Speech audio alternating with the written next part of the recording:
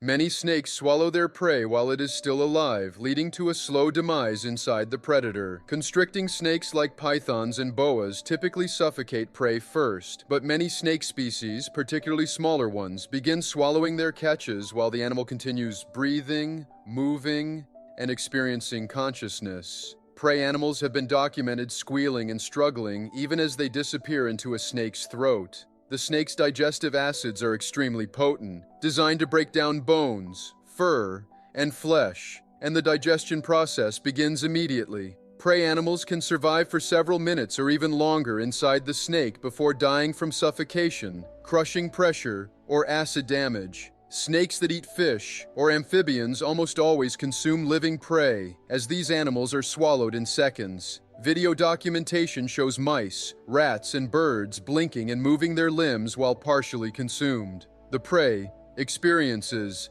extreme compression and oxygen deprivation as it's pushed deeper into the digestive tract by muscular contractions. This represents one of nature's most prolonged and terrifying death experiences, being slowly consumed alive in complete darkness, unable to escape, feeling digestive processes beginning on external tissues while still conscious. Archaeologists uncovered a 5th century village in Sweden where inhabitants were massacred and left unburied, preserving the scene for centuries. Sandbyborg on the island of Öland contained 26 identified bodies, likely representing only a fraction of total victims. Scattered throughout houses, in doorways, and on streets exactly where they fell, the dead included men, women, children, and elderly individuals, none showing signs of defensive wounds, suggesting they were caught completely by surprise. Skeletons revealed blunt force trauma to skulls, with one child's skull showing teeth marks from where an attacker bit the victim's face. Bodies were left to decay where they died. No burial, no looting of valuable items like gold jewelry and weapons. This abandonment suggests such extreme horror that survivors, if any, refuse to return even to collect precious belongings or honor their dead. Animal bones show dogs and pigs consume some corpses. The settlement was never reoccupied. Researchers believe the massacre occurred during the climatic upheavals of 536 to 540 CE, when volcanic eruptions caused crop failures across Europe,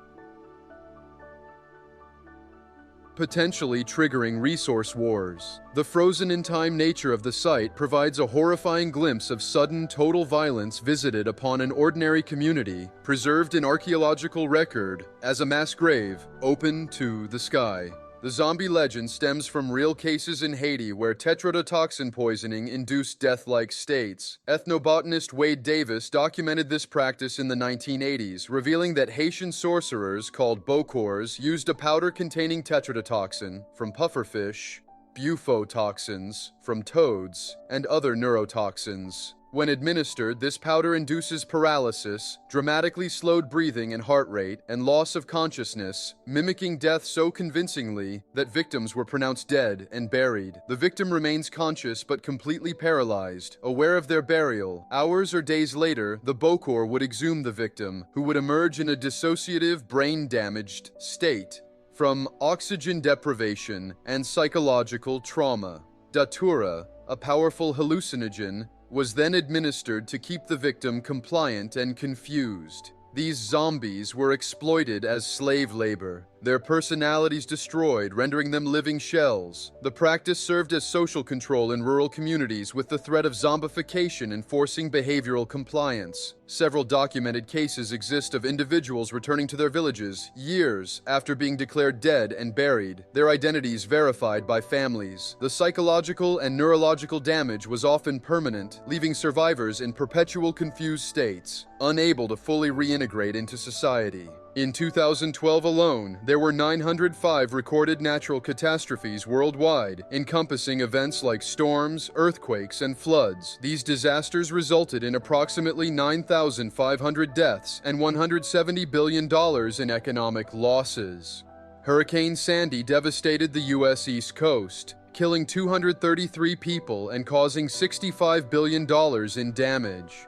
Typhoon Bofa struck the Philippines, killing over 1,000 people, many buried alive, in mudslides. Droughts in the United States and East Africa caused widespread crop failures and famine conditions. Earthquakes in Iran, China, and Afghanistan killed hundreds, with survivors left homeless.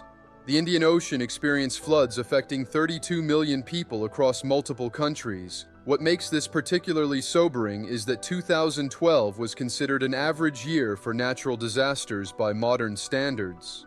Climate change has increased disaster frequency and intensity.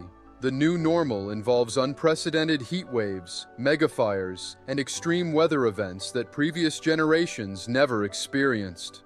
Vulnerable populations in developing nations suffer disproportionately with inadequate infrastructure and limited resources for disaster response. These statistics represent individual human tragedies, families buried alive, children orphaned, entire communities erased. The numbers continue rising each year, with 2023 seeing even higher disaster counts as climate instability accelerates and human populations encroach on vulnerable geographies. The 1495 syphilis outbreak, known as the Great Pox, ravaged Europe long before antibiotics existed to treat it. The disease appeared suddenly during the French invasion of Naples, spreading rapidly among soldiers who then carried it throughout Europe as armies disbanded. Unlike modern syphilis, this variant appeared extremely virulent and fast-acting. Victims developed genital lesions that quickly progressed to painful pustules covering the entire body, followed by flesh-eating ulcers that consumed noses, lips, eyes, and genitals. Many died within months rather than years. The disease's venereal transmission sparked moral panic, with religious authorities declaring it divine punishment for sexual sin.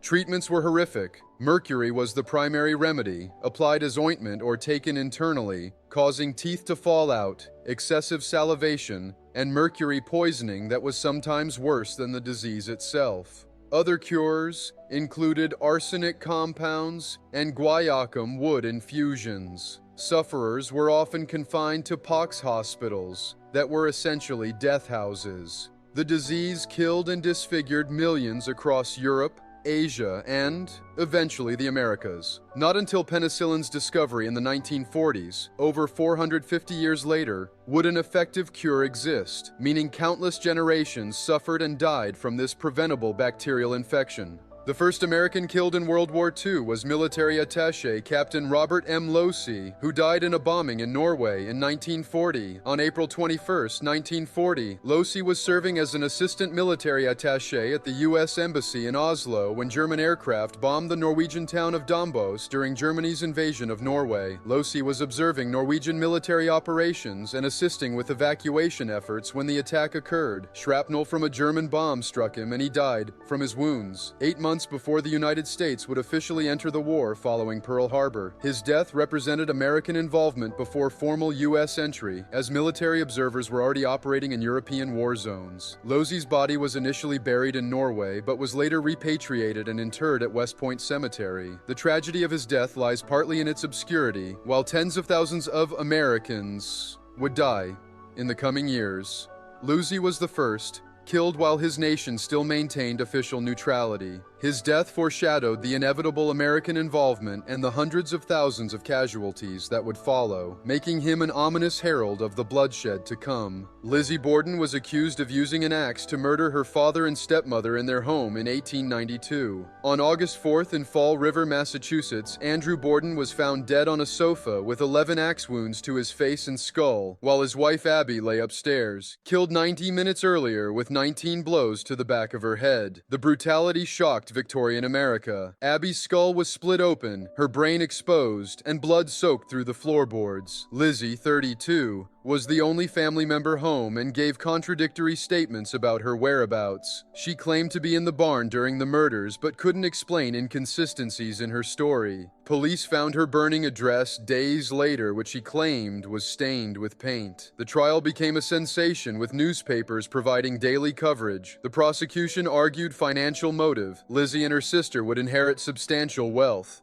and noted Lizzie had attempted to purchase prussic acid, cyanide, days before the murders. Despite circumstantial evidence, the all-male jury acquitted her, likely unable to believe a respectable woman capable of such savagery. Lizzie inherited the estate and lived in Fall River until her death in 1927, socially ostracized but never legally convicted. Children in residential schools were forcibly separated from families, leading to loss of culture and language, with many never reuniting with relatives. The Canadian residential school system, operating from the 1880s until the last school closed in 1996, forcibly removed approximately 150,000 Indigenous children from their homes. The stated purpose was cultural genocide, killing the Indian in the child. Children as young as 4 were taken, often by police or Indian agents, while parents watched helplessly. At the schools, children were punished severely for speaking their native languages or practicing cultural traditions, subjected to physical and sexual abuse, malnourishment, and medical neglect. Death rates at some institutions reached 50%, with children dying from tuberculosis, influenza, and other diseases exacerbated by overcrowding and inadequate health care. Many were buried in unmarked graves, their families never notified. Ground-penetrating radar has identified over 1,300 potential burial sites at former school locations. Survivors describe psychological torture, forced labor, and pervasive abuse by staff. The intergenerational trauma continues affecting Indigenous communities today, with survivors experiencing PTSD, substance abuse, and difficulty forming family bonds. The system destroyed linguistic and cultural knowledge that can never be recovered. Actor Colin Farrell was once briefly suspected in an attempted murder case before being cleared. In 2005, Farrell became connected to an investigation after a man was stabbed outside a Hollywood nightclub where the actor had been present earlier in the evening. The victim suffered life-threatening injuries from multiple stab wounds, and witnesses reported seeing someone matching Farrell's distinctive appearance leaving the scene. Police questioned Farrell as a potential witness and person of interest, and tabloid media sensationalized the connection, publishing speculative stories about the Irish actor's involvement. The investigation revealed that Farrell had departed the venue before the violence occurred, and security footage confirmed his whereabouts during the attack timeline. Another individual was eventually arrested and charged with the attempted murder. The incident highlighted how celebrity proximity to violent crimes generates intense media scrutiny and public speculation, even when involvement is tangential or non-existent. For Farrell, the brief period of suspicion occurred during a turbulent phase of his life, marked by substance abuse issues, though he was entirely innocent of any connection to the violent attack. The case demonstrated how reputational damage can occur from mere association with criminal investigations. In the United States, acceptance of political violence has sharply increased over the past 5 years. Research from institutions including the University of Chicago's Project on Security and Threats reveals that approximately 18 million Americans believe violence is justified to restore former President Trump to power, while similar numbers on the opposing side justify violence to prevent perceived authoritarian threats. Surveys indicate that roughly 20% of Americans now consider political violence at least somewhat justifiable, compared to much lower percentages in previous decades. This normalization coincides with increased threats against election workers, with thousands reporting harassment and intimidation. The January 6, 2021 Capitol attack marked a watershed moment where political grievances manifested in physical assault on democratic institutions, resulting in multiple deaths. Threats against members of Congress have increased over 400% since 2016. Social media amplifies violent rhetoric, with algorithms promoting content that generates engagement through outrage. Experts warn this trajectory mirrors pre-genocide societies where dehumanizing political opponents precedes mass violence. The concerning trend transcends party lines, with extremists on multiple sides stockpiling weapons and conducting paramilitary training, preparing for potential civil conflict. Some penguin species engage in aggressive mating that can lead to death, with males continuing the act on the deceased. This disturbing behavior was first documented by Antarctic explorer George Murray Levick in 1912, though his observations were considered too shocking for publication and remained suppressed for nearly a century. Levick observed Adelie penguins engaging in what he termed depraved sexual behavior, including males attempting to mate with dead females, injured females, and even unresponsive chicks. Modern researchers have confirmed these observations, noting that male Adelie penguins, driven by intense mating competition and hormonal surges, sometimes cannot distinguish between living and deceased potential mates. The breeding season creates such competitive pressure that males may continue copulation attempts on females who have died from exhaustion, starvation, or injuries sustained during aggressive mating. Some females are crushed or suffocated by persistent males during forced copulation. Researchers attribute this to the species' limited breeding window and the male's biological imperative to reproduce, which overrides normal behavioral inhibitions. The behavior occurs more frequently in dense colonies where competition is most intense and environmental stressors are highest. In 2004, archaeologists found 17 bodies, likely victims of anti-Jewish violence, dumped in a medieval well in Norwich, England. Genetic analysis and radiocarbon dating placed these remains from the 12th or 13th century, a period of intense persecution of Jewish communities in England. The victims included children and adults whose bones showed evidence of trauma consistent with violent deaths. Norwich had a substantial Jewish population during medieval times.